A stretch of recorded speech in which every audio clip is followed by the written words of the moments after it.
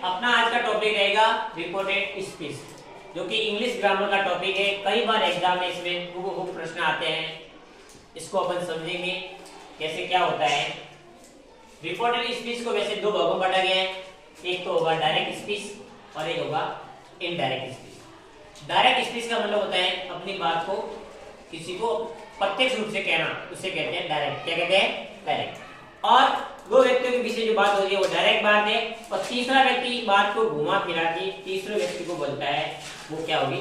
Indirect. मतलब reported speech कितने हैं? दो है। रिपोर्टेड स्पीच के बाद कितने हैं? दो है। Direct speech and indirect speech. Direct speech को प्रत्यक्ष भी कहते हैं और इनडायरेक्ट को अप्रत्यक्ष भी कहते हैं। पहला अपन देखेंगे डायरेक्ट। डायरेक्ट स्पीच में क्या होता है? इसमें जो बात कहने वाला व्यक्ति होता है, बात कहने वाले व्यक्ति के शब्द होते हैं ऐसे जैसे, उसमें कोई किसी प्रकार का परिवर्तन किया जाता नहीं है। लेकिन जो बात कहता है वो बात इन्वर्टेड जो कॉमा होती है, इस प्रकार से इन्वर्टेड कॉमा के अंदर उनका भाव प्रकट किया जाता है। जो डायरेक्ट स्पीच की बात होगी वो इन्वर्टेड कॉमा में बंद की हुई होगी। इस बात का ध्यान रखना है। इनडायरेक्ट में क्या होगा? इनडायरेक्ट में इसमें किसी के द्वारा कही हुई बात होगा, वो तीसरा व्यक्ति बात या शब्दों में परिवर्तन करके बात को क्या करेगा? प्रकट करेगा।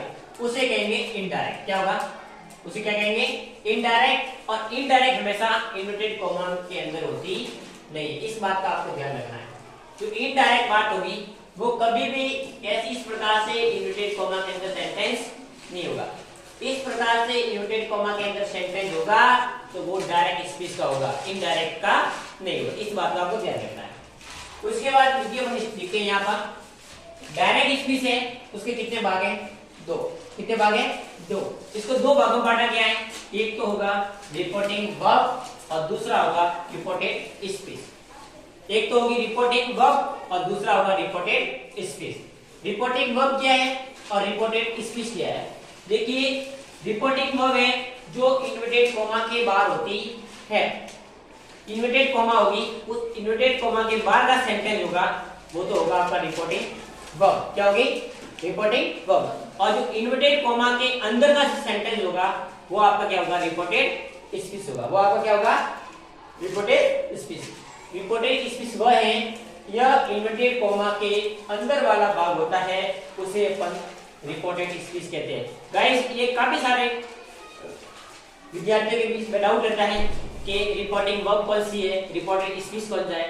तो आज देख लीजिए, जो इन्वर्टेड कॉमा के अंदर है वो रिपोर्टिंग, वो क्या है?